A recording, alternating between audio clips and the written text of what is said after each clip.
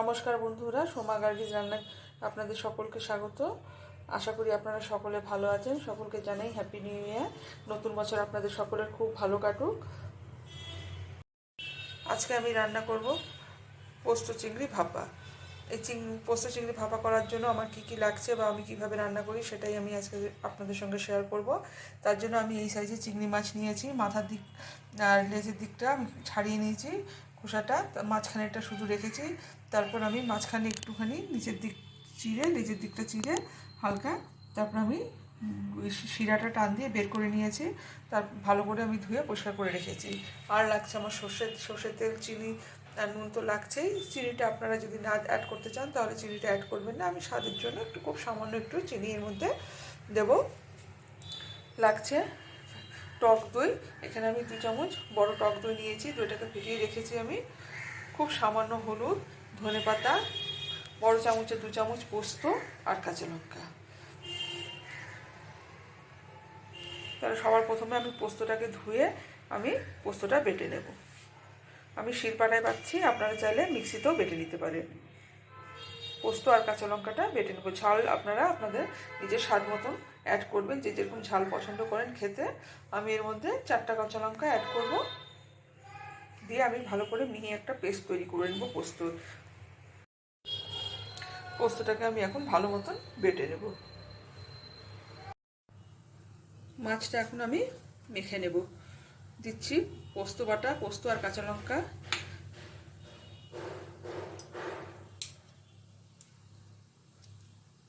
এখানে 9 পিস চিংড়ি আছে, চিংড়ি মাছ।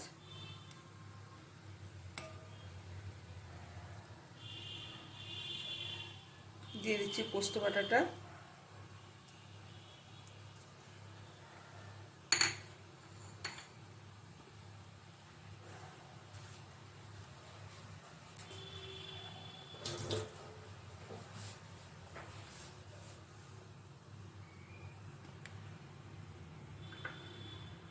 পাটার মধ্যে যে পেটে রেখেছিলাম, পাটা ধুয়ে আমি এই পোস্তর জলটাও দিয়ে দিচ্ছি এর মধ্যে।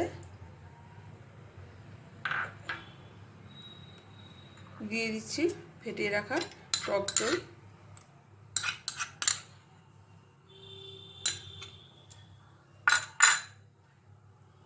দিয়ে দিচ্ছি খুব সামান্য হলুদের গুঁড়ো।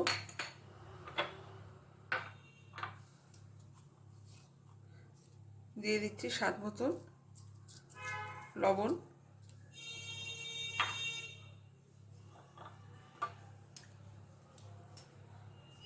সর্ষের তেল।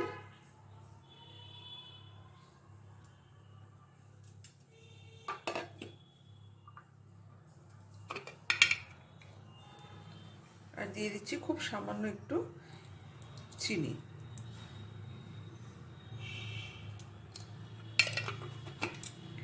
দিয়ে মাছটাকে ভালো করে আমি মাখিয়ে নেব।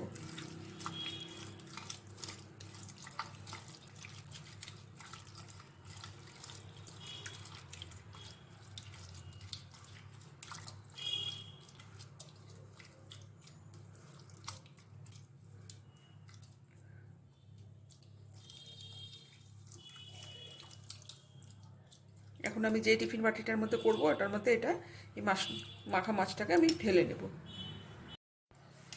মাখানো মাছটা এখন আমি এই টিফিন বাটির মধ্যে ঢেলে নেব।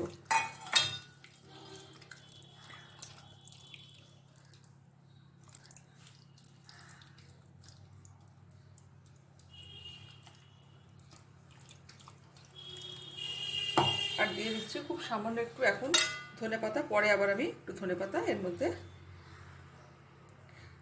হয়ে যাওয়ার পরে অ্যাড করব।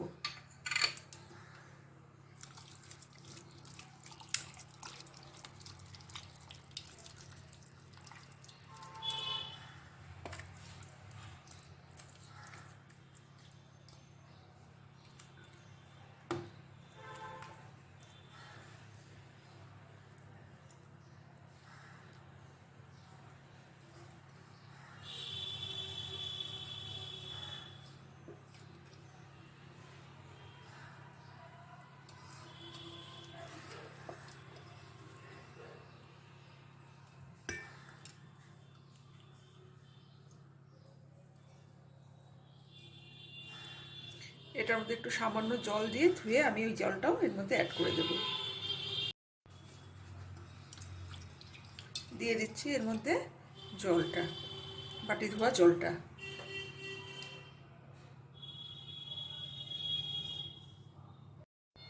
দিয়ে দিচ্ছি আবার আমি একটু উপর থেকে কাঁচা সর্ষের তেল।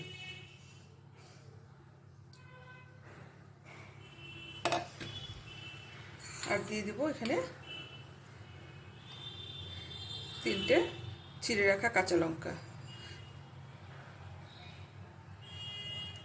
এখন ঢাকা দিয়ে আমি এটাকে 12 থেকে 14 মিনিট অবধি এটাকে চিংড়ি মাছটাকে রান্না হতে দেবো। তার মাঝে একবার আমি খুলে 10 মিনিট হয়ে যাওয়ার পরে তারপরে আমি এর মধ্যে কাঁচা লঙ্কা আর চিড়ে রাখা ধনেপাতাটা এর মধ্যে অ্যাড করে আবার ঢাকা দিয়ে 2 থেকে 3 মিনিট রান্নাটা করে নেব।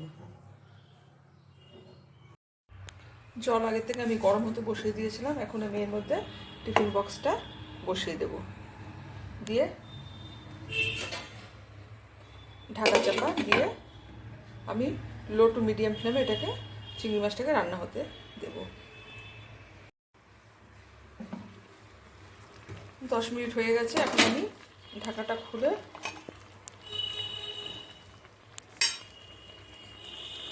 এর মধ্যে কুচিয়ে রাখা ধনেপাতাটা অ্যাড করে দিচ্ছি।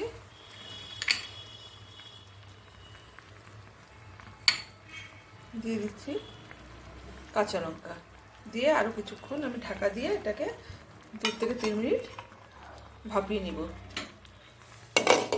তারপরে গ্যাসটাকে অফ করে দেব। পোস্ত চিংড়ি আমার রান্না করা হয়ে গেছে। এই রান্নাটা খুবই সহজ, খুব চটজলদি রান্নাটা হয়ে যায়। আর আমার এই চিংড়ি মাছের ভাপা রেসিপিটা যদি আপনাদের ভালো লাগে তাহলে আমার ভিডিওটিকে লাইক, শেয়ার, সাবস্ক্রাইব করে পাশে থাকা বেল আইকনটিকে প্রেস করে দেবেন। তাহলে আমার নতুন ভিডিওর নোটিফিকেশন সবার প্রথমে আপনাদের কাছে পৌঁছে যাবে। ধন্যবাদ।